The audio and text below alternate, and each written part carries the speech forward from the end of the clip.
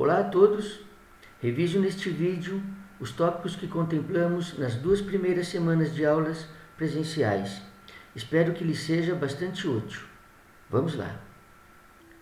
Bem, no final do século XIX e início do século XX, os cientistas experimentavam um sentimento de satisfação, de completeza com a ciência. Já se tinha a disposição periódica dos elementos, o conceito de molécula já estava muito bem compreendido, as leis de movimento de Newton estavam muito bem estabelecidas, os fundamentos de Arrhenius para as reações químicas também já eram conhecidos, a primeira e a segunda lei da termodinâmica já eram aceitas e a teoria eletromagnética de Maxwell já estava consolidada, de modo que nenhuma nova teoria parecia ser necessária.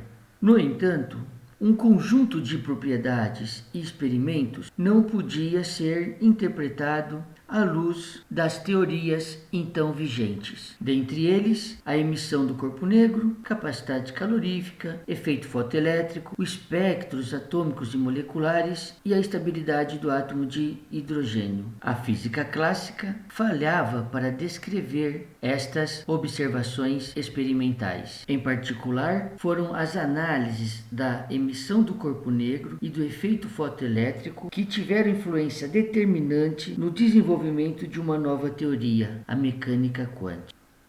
Veremos esses dois efeitos mais adiante, mas antes revisaremos as propriedades da radiação eletromagnética, até porque a natureza ondulatória da luz já estava muito bem estabelecida naquele momento histórico. A radiação eletromagnética é caracterizada por um comprimento de onda, que é a distância entre as duas cristas da onda, pela sua amplitude, a altura da onda, e também pela frequência, que é o número de vezes por segundo em que o seu deslocamento em um ponto fixo retorna ao seu valor original. O produto da frequência pelo seu comprimento de onda é uma constante, que é a velocidade da luz. Portanto, a frequência ela é dada também pela razão entre a velocidade da luz e o comprimento de onda.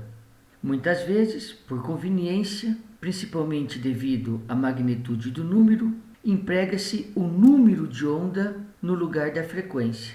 O número de onda é o recíproco do comprimento de onda. Frequência e número de onda são proporcionais. Uma característica própria de ondas é o fenômeno de interferência, que nos seus extremos pode ser completamente construtiva ou completamente destrutiva. A interferência construtiva ou em fase se dá quando os máximos e os mínimos coincidem no espaço e as suas amplitudes se somam. Da esquerda para a direita, há um aumento do distanciamento dos máximos e dos mínimos entre as ondas interferentes, que culmina com uma interferência completamente destrutiva quando o máximo de uma onda coincide com o mínimo da outra e vice-versa, resultando em uma amplitude nula. O que é importante destacar aqui é que o fenômeno de interferência é um fenômeno ondulatório. Portanto, se porventura a matéria exibir um padrão de interferência, é porque ela exibe também um comportamento ondulatório. O fenômeno de interferência está presente, por exemplo, quando a luz é difratada por uma fenda dupla, levando a um padrão de difração no qual as regiões claras estão associadas às interferências construtivas em fase e as escuras àquelas fora de fase. Dependendo do comprimento de onda, a radiação eletromagnética recebe uma denominação particular. Aquelas de maior comprimento de onda e menor frequência, a rádio e microondas, enquanto que aquelas de menor comprimento de onda e maior frequência, a raios-x, raios gamas e assim por diante. O visível corresponde a essa faixa estreita do espectro de 700 a 420 nanômetros, e cada região do espectro interage de uma forma distinta com a matéria. Por exemplo, a radiação microondas excita os movimentos rotacionais de uma molécula. Já o infravermelho, os modos vibracionais. as radiações eletromagnéticas no visível e no ultravioleta, em geral, provocam excitação eletrônica dos elétrons de valência, enquanto que o raio-x, por exemplo, a excitação dos elétrons mais internos. Todo corpo acima de 0 Kelvin absorve e emite radiação eletromagnética. O padrão, por exemplo, da emissão depende da temperatura. Se nós aquecermos uma barra de ferro, com o aquecimento, ela vai se tornando avermelhada. Isto significa que, embora ela esteja emitindo radiação eletromagnética associadas a um amplo intervalo de comprimentos de onda, o comprimento de onda do visível associado ao vermelho domina o padrão de emissão. Conforme nós seguimos aquecendo, o padrão de emissão ele se modifica. O metal começa a adquirir um tom azulado, de forma que o padrão de emissão no que concerne a radiação eletromagnética na região do visível é dominado por radiação eletromagnética associado ao azul. Diferentemente da barra de ferro, o corpo negro ele é capaz de emitir e absorver uniformemente todas as frequências de radiação. Por exemplo, uma cavidade de paredes opacas com um orifício atua como um corpo negro, porque a energia radiante que entra pelo orifício tem pouca probabilidade de sair, dadas as sucessivas absorções nas múltiplas reflexões nas paredes da cavidade, que permitem então que ele entre em equilíbrio térmico. O padrão de emissão de um corpo negro é como este que figura no slide. Aqui, cada curva está associada a uma temperatura distinta. Estas curvas mostram que os comprimentos de onda não são igualmente emitidos. Ainda, o aumento da temperatura faz com que o máximo da emissão seja deslocado para comprimentos de onda menores. A gente observa também que para qualquer temperatura, a intensidade da luz emitida se aproxima de zero à medida que o comprimento de onda se aproxima de zero. Nós reconhecemos que há um padrão que independe da temperatura. A intensidade ela vai até o máximo em um determinado comprimento de onda e a intensidade vai então diminuindo à medida que o comprimento de onda também diminui. O ponto a se destacar aqui é que esse padrão de emissão do corpo negro não podia ser explicado pelas teorias vigentes.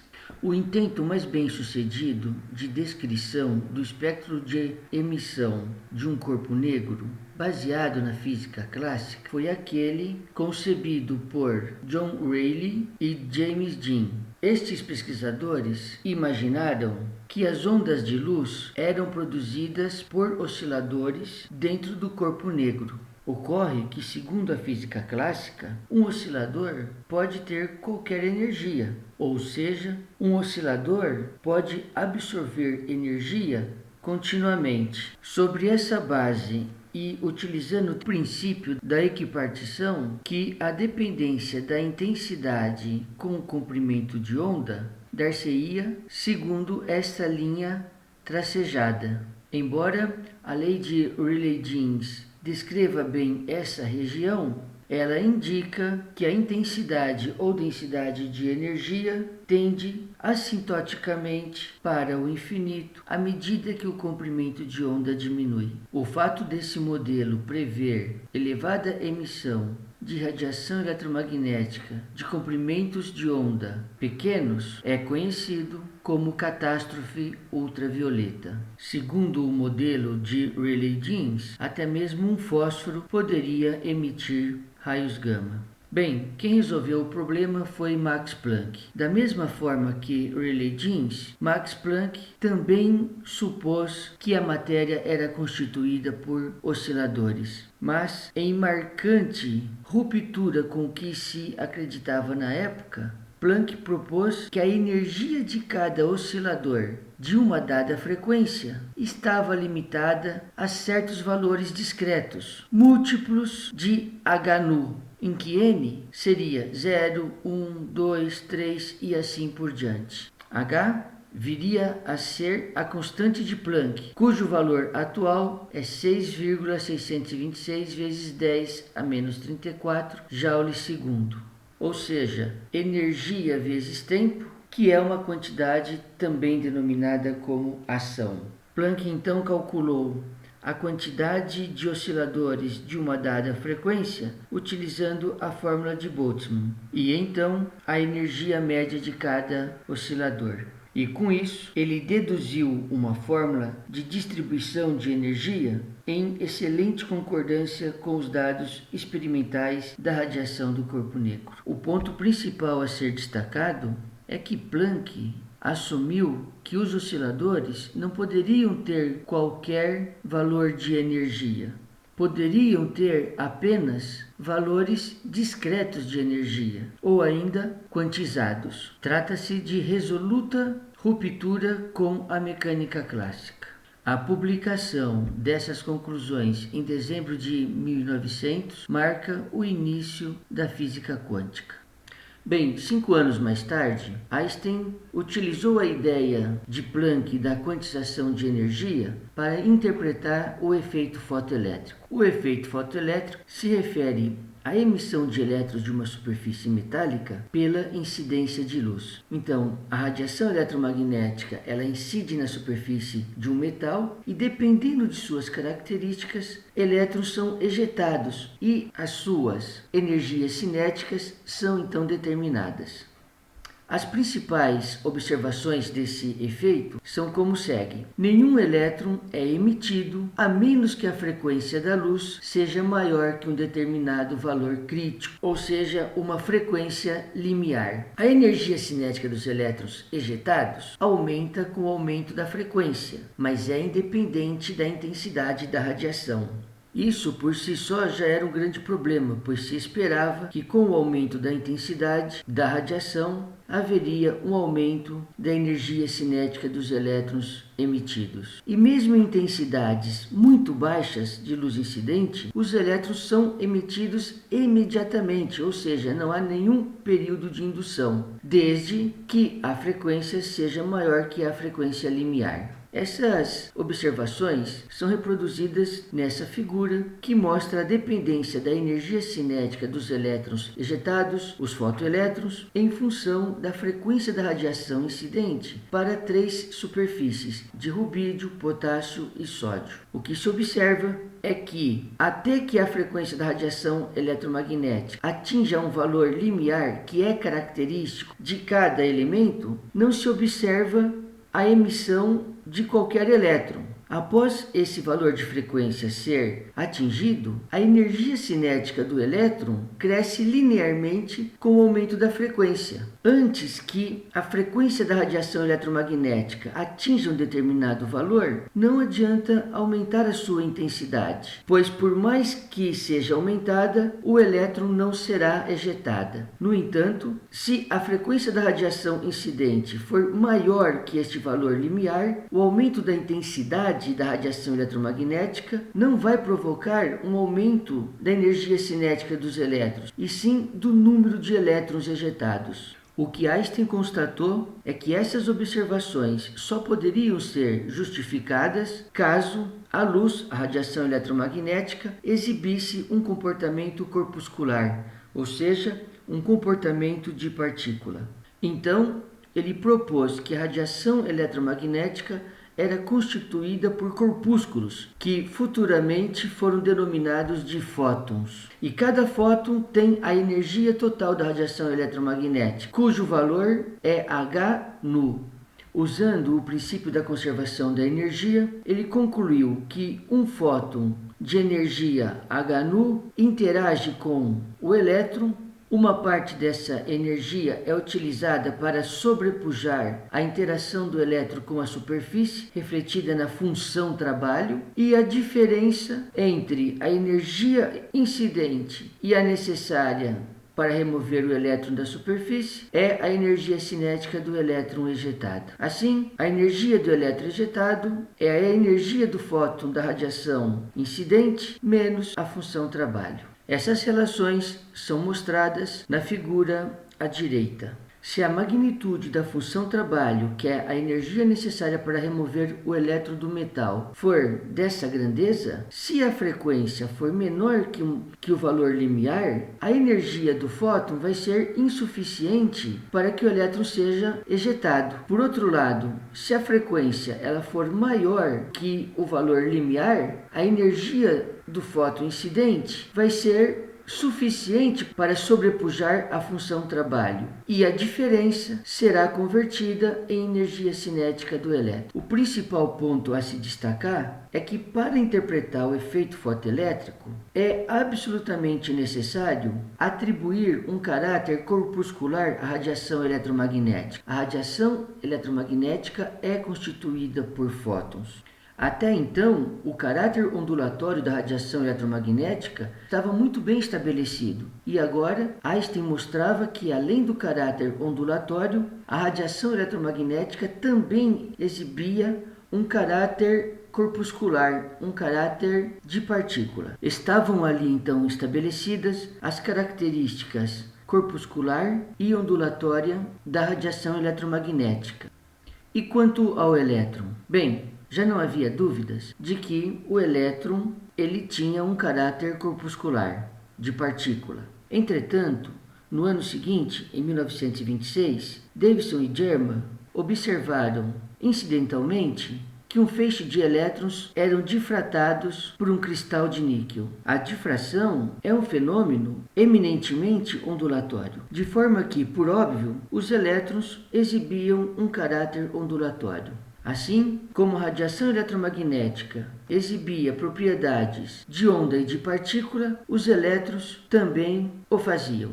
Este caráter duplo de partícula e de onda, exibido pela matéria e pela radiação, é chamado de dualidade partícula-onda. Veja que a dualidade partícula-onda representa um contrassenso para a física clássica, em que as partículas e ondas são tratadas como entidades inteiramente distintas. A base quantitativa dessa dualidade foi reconhecida por de Broglie. Einstein já tinha mostrado, da teoria da relatividade, que o comprimento de onda e o momento de um fóton estavam correlacionados por esta expressão. E de Broglie argumentou que não só a luz, mas também a matéria obedecia a essa equação. Assim, o comprimento de onda de uma partícula é inversamente proporcional ao seu momento. O que ocorre é que a magnitude do momento de corpos macroscópicos é tamanha que seus correspondentes comprimentos de onda são imperceptivelmente pequenos e suas propriedades ondulatórias não são significantes. A impossibilidade da mecânica clássica de descrever sistemas microscópicos indicava que uma nova mecânica deveria ser desenvolvida. A nova teoria da matéria que se desenvolveu é chamada de mecânica quântica. Bem, a mecânica quântica leva em conta a dualidade onda-partícula e a existência da quantização, admitindo que, em lugar de se deslocar ao longo de uma trajetória perfeitamente definida, uma partícula se distribui através do espaço como uma onda, cuja representação matemática é denominada função de onda psi. E uma premissa fundamental da mecânica quântica é que a função de onda contém informação sobre todas as propriedades do sistema que estão sujeitas à determinação experimental. Portanto, a função de onda é uma entidade fundamental na mecânica quântica. A função de onda é dependente do espaço e do tempo, mas por enquanto vamos considerar apenas a sua dependência com o espaço. Para ser aceita pela mecânica quântica, a função de onda deve obedecer algumas restrições. A função de onda deve ser unívoca, ou seja, ter um só valor em cada ponto do espaço. Deve ser contínua, deve ter derivada primeira contínua e ser finita em todos os pontos de seu domínio. À direita no slide, vemos algumas funções que não são aceitáveis pela mecânica quântica. Em A, por exemplo, essa função ela não é contínua. Em B, ela não tem a primeira derivada contínua. Em C, ela não é unívoca, ou seja, para um mesmo ponto na coordenada nós temos distintos valores para a função de onda. e em D ela não é finita em todos os pontos de seu domínio. Os motivos que demandam estas restrições serão abordados mais adiante. Em mecânica quântica, observáveis são propriedades passíveis de ser medida, por exemplo, energia, momento linear, etc. E nós vimos que a função de onda contém todas as informações sobre as propriedades que podem ser medidas. Portanto, a função de onda contém todas as informações sobre os observáveis. E como extraímos essas informações da função de onda? Isso é feito fazendo-se uma operação matemática sobre a função de onda. Tal operação matemática é representada por um operador, e a cada observável está associado um operador. Então, se nós quisermos extrair a informação sobre a energia da função de onda, nós devemos operar o operador energia sobre a função de onda, e assim por diante. Há um tipo especial de combinação operador-função de onda que, quando calculada, produz uma constante ou um grupo de constantes que multiplica a função original. Referimos-nos a esta equação como equação de alto valor. Então, em uma equação de alto valor ou de valor próprio, o operador aplicado na função de onda vai ser igual a uma constante ou a um conjunto de constantes multiplicado pela função de onda. Ou seja, quando essa condição é respeitada, nós temos uma equação de alto valor ou de valor próprio, na qual a função de onda é uma autofunção ou um autovetor do operador, cujo alto valor é o ômega, que é a constante ou um grupo de constantes. Através da equação de alto valor, nós podemos extrair o valor do observável da função de onda. Se nós estivermos interessados, por exemplo, em extrair o observável energia da função de onda, nós utilizamos aqui o operador energia, e o nosso alto valor será o valor do observável energia. Uma função de onda pode ser autofunção de mais de um operador ou não, e as implicações disso será visto mais adiante. Chama atenção que um operador é sempre denotado por esse acento circunflexo. Bem, vejamos um exemplo. Mostre que a função e elevado a x é uma autofunção do operador primeira derivada e ache o alto valor correspondente. A função e(x) é uma autofunção do operador primeira derivada?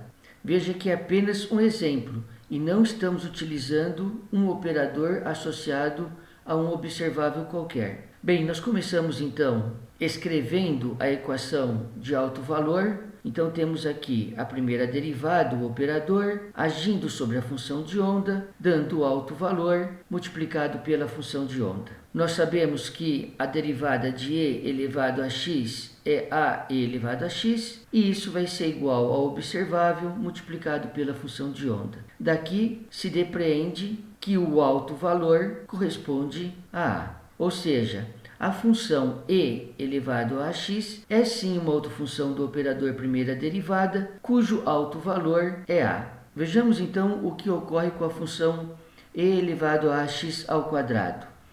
Da mesma forma, montamos a equação de alto valor. Então, o operador primeira derivada, agindo sobre a função, vai ser igual ao alto valor e à função.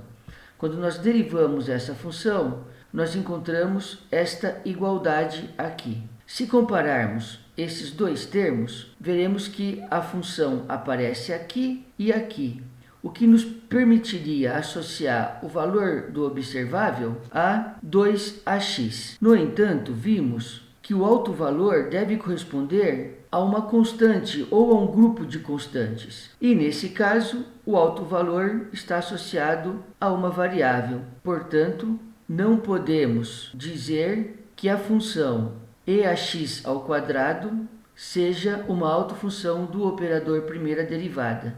Poder-se-ia até imaginar que o alto valor fosse igual a 2a. No entanto, essa função aqui não seria igual a essa. Então, de qualquer forma, nós não teríamos uma equação de alto valor. É importante destacar que os resultados de medidas experimentais corresponderão sempre a autovalores de uma equação de alto valor. Mas esse tema já foi abordado com mais detalhes em um vídeo anterior. Bem, os operadores fundamentais da mecânica quântica são os operadores posição e momento. O operador posição implica a multiplicação pela correspondente coordenada, enquanto que o operador momento é dado por h cortado, que é h sobre 2π, dividido por i, que é a raiz quadrada de menos 1, multiplicado pela derivada com respeito à correspondente coordenada. Vejamos então um exemplo utilizando o operador momento linear. Bem, qual o momento linear de uma partícula descrita por esta função de onda em dois casos, quando b for igual a zero ou quando a for igual a zero. Então, começando para a situação em que a é igual a zero, a função de onda é igual a b que multiplica e elevado a menos i kx. Nós então montamos a equação de alto valor, então o operador função, que é igual ao observável, ao alto valor, multiplicado pela função, ok? A derivada então dessa função aqui é menos ik multiplicado por be elevado a menos ikx. Reconhecemos que esse termo é igual a este daqui. Dividimos i por i e concluímos que o valor do observável momento linear ao longo da coordenada x é menos kh cortado. Se procedermos da mesma forma para b igual a zero, encontraremos que o momento linear ao longo da coordenada x vai ser kh cortado. Ok, nós conhecemos então o operador posição e o operador momento linear. Mas como são os operadores para outros observáveis? Bem, o operador correspondente a uma propriedade B é encontrado escrevendo-se a expressão mecânico-clássica para B como uma função das coordenadas cartesianas e correspondentes momentos, e então procedendo às seguintes modificações. Cada coordenada cartesiana, aqui genericamente referida como Q, é substituída pelo operador multiplicação pela correspondente coordenada. E cada componente cartesiano do momento linear é substituído pelo operador momento. Ou seja, o que nós fazemos? Pegamos a expressão clássica da correspondente propriedade e a expressamos em termos da posição e do momento. Uma vez isso feito, nós substituímos o momento e a posição presentes na expressão pelos correspondentes operadores. Vamos ver como isso é feito. Suponha que nós estamos interessados em extrair a energia cinética da função de onda. Então teremos que operar sobre a função o operador energia cinética. E como construímos esse operador? Nós pegamos a expressão clássica e a expressamos em termos do momento e da posição. Se nós reconhecermos que o produto massa vezes velocidade é o momento, nós podemos expressar a energia cinética como momento ao quadrado dividido por 2 vezes a massa. Ok, expressamos a propriedade de interesse em termos do operador momento. Agora, nós substituiremos o momento pelo correspondente operador. Como o momento está elevado ao quadrado na expressão clássica, segundo a álgebra de operadores, nós devemos aplicá-lo 2 vezes. O termo 2m é então retido, i multiplicado por i dá menos 1, h cortado vezes h cortado ao quadrado, e a derivada da derivada, a derivada segunda. De forma então que o operador energia cinética é menos h cortado ao quadrado, dividido por 2m, em que m é a massa, multiplicado pela derivada segunda com respeito à correspondente coordenada. E como ficaria o operador energia potencial? Qualquer que seja a energia potencial de interesse, por exemplo, coulombica ou de um oscilador, etc., ela sempre dependerá da posição. Então, qualquer expressão clássica de energia potencial é dada em função da posição. Segundo a regra de construção de operadores, deve-se substituir os termos posição e momento da expressão clássica pelos correspondentes operadores. No caso da energia potencial, que é sempre função da posição, deve-se substituir a posição pelo operador posição, que é multiplicar pela correspondente coordenada.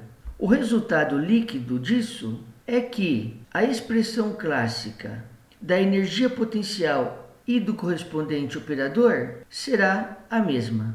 Bem, vimos então como são os operadores energia cinética e energia potencial. O operador energia total é justamente a soma do operador energia cinética e do operador energia potencial. O operador energia total recebe a denominação de hamiltoniano e é denotado pela letra H. A equação de alto valor que envolve o operador hamiltoniano e o alto valor energia, que talvez seja a equação mais importante da mecânica quântica, é conhecida como equação de Schrödinger. Ou seja, a equação de Schrödinger é a equação de alto valor associado à energia total. Vejamos então uma aplicação da equação de Schrödinger. Considere um elétron confinado em um sistema finito. O estado do elétron é descrito por essa função de onda em que K é uma constante. Considere que a energia potencial é zero e calcule a energia do elétron. Ora, se a energia potencial é zero, a energia total será igual à energia cinética. Então, nós iniciamos com a equação de Schrödinger, operador energia cinética, aplicado na função de onda, dando o correspondente alto valor, multiplicado pela função de onda. Quando nós derivamos seno de k πx, encontraremos kπ multiplicado cosseno de kπx. E quando nós fizermos a derivada novamente, encontraremos essa igualdade. Reconhecemos a mesma função de onda aqui e aqui, de forma que E, que é a energia total, nesse caso apenas energia cinética, será igual a esse produto de constantes. Então, h cortado ao quadrado, que multiplica k ao quadrado, que multiplica π ao quadrado, dividido por 2m. Uma interpretação importante para a função de onda foi dado por Max Born. Na verdade, Max Born deu um significado não para a função de onda, mas sim para o seu quadrado. E diz o seguinte: se a função de onda de uma partícula vale πc num certo ponto x, a probabilidade de se encontrar a partícula entre x e x mais dx é proporcional ao quadrado do módulo da função de onda multiplicado por dx. O quadrado do módulo, que é chamado de densidade de probabilidade, é o produto da função de onda pelo seu complexo conjugado. Obtém-se o complexo conjugado de uma função complexa trocando o sinal da parte imaginária. Quando a função for real, o quadrado da função é igual ao quadrado do seu módulo. Assim, a probabilidade de se encontrar a partícula em um intervalo dx em uma dada coordenada x é dada pelo valor do quadrado do módulo da função de onda naquele ponto multiplicado por dx. Bem, mas se a probabilidade da partícula estar em algum ponto do espaço, a soma de todas as probabilidades estendida a todo o espaço deve ser igual a 1. Em outras palavras, a função de onda deve ser normalizada. Isto significa que a integral do quadrado do módulo da função de onda em todo o espaço deve ser 1. A interpretação de Born deixa claro por que uma função de onda deve ser unívoca. Se a função de onda tivesse mais de um valor em um mesmo ponto, resultaria no absurdo da partícula ter mais de uma probabilidade de estar nas vizinhanças de um certo ponto. Caso a função não seja normalizada, será necessário normalizá-la para que a interpretação de Born pode então ser explorada. Vejamos o seguinte caso. Assuma que a função de onda para um sistema existe e é π igual a seno de πx sobre 2, onde x é a única variável. Se a região de interesse é de x igual a 0 a x igual a 1, normalize essa função.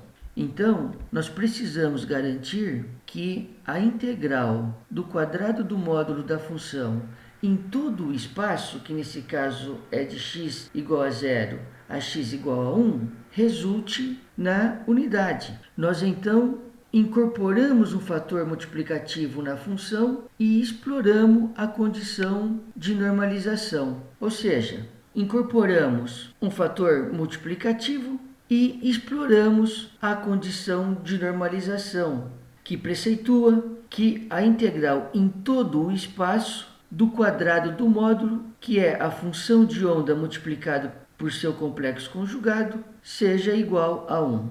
Como a função seno é uma função real, o complexo conjugado será a mesma função. Isolando então a constante n ao quadrado e integrando a função seno ao quadrado de πx sobre 2, identificamos o valor de n como mais ou menos raiz de 2. Como a interpretação de Born trabalha com o quadrado da função de onda, não importa se escolhemos o sinal positivo ou negativo para a constante de normalização. Entretanto, usualmente se adota o valor positivo.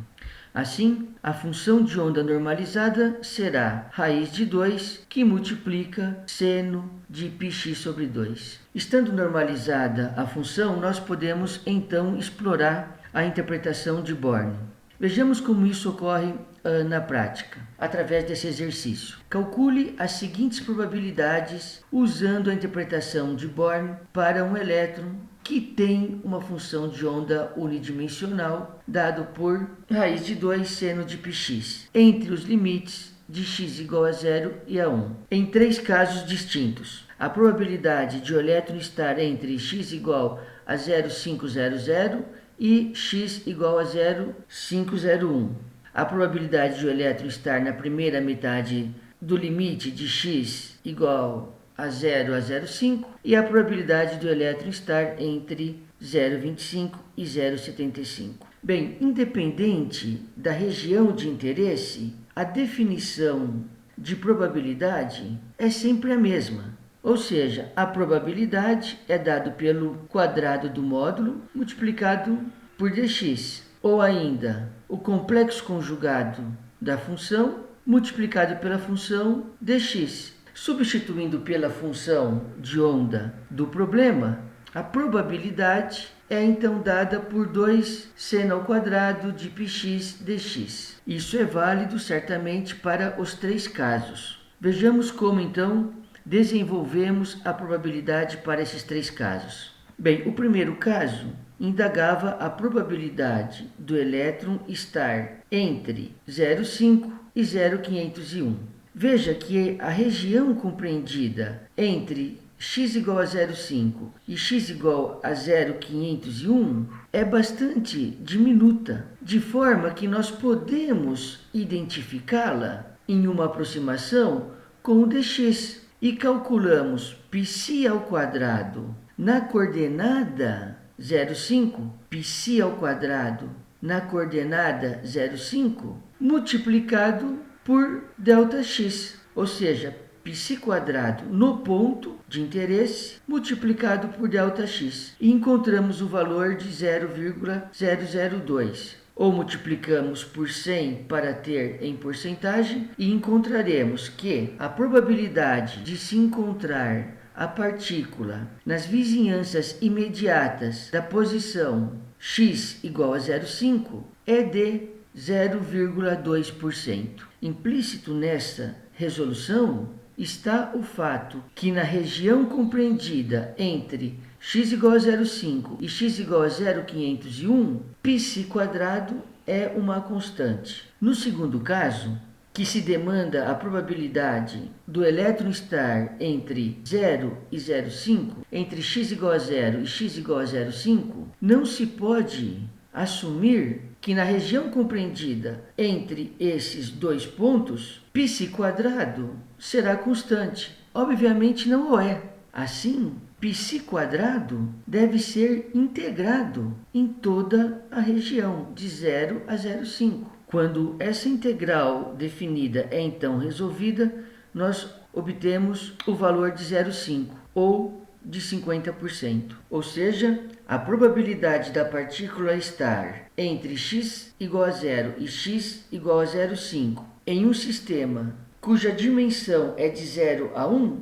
é de 50%. Isto se deve porque a função seno e, por decorrência, a função seno ao quadrado são simétricas com respeito ao ponto médio do eixo das coordenadas. O mesmo procedimento é adotado para a terceira questão, apenas alterando os limites de integração de modo a refletir o espaço de interesse. O que é importante destacar aqui é que existe uma única definição de probabilidade, que é dada pelo produto entre o quadrado do módulo da função de onda multiplicado por dx. Como é calculada, depende da informação desejada. Se estivermos interessados em determinar a probabilidade nas vizinhanças de um ponto, não necessitamos integrar π².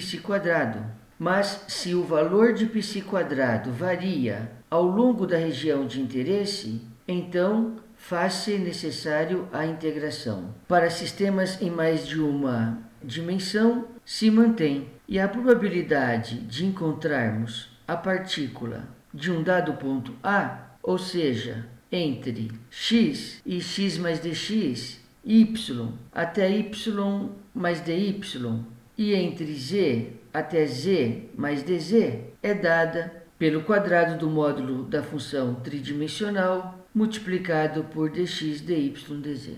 Bem, voltando ao tema dos operadores, é importante destacar que os operadores na mecânica quântica devem necessariamente respeitar duas condições. A primeira é que devem ser lineares, ou seja, que a operação sobre a somatória de duas funções seja igual à somatória do efeito do operador sobre cada função individual. Por exemplo, o operador primeira derivada e, por consequência, o operador momento são, por certo, lineares, porque sabemos que a derivada da soma é a soma das derivadas. Ocorre o mesmo com o operador integração, pois a integral da soma é a soma das integrais. Diferentemente, o operador radiciação não é um operador linear, porque a raiz da soma é diferente da somatória das raízes. O segundo requerimento é que os operadores da mecânica quântica devem ser necessariamente hermitianos. E um operador é hermitiano quando a seguinte relação é válida, ou seja, que a integral do produto do complexo conjugado da função π e da aplicação do operador A sobre φ seja igual à integral do produto entre a função φ e o resultado da aplicação do complexo conjugado do operador A sobre o complexo conjugado de π. Dois pontos importantes. A relação se mantém quando π for igual a φ. E mais, dizer que estas duas integrais são iguais não significa dizer que esses dois integrandos também o sejam.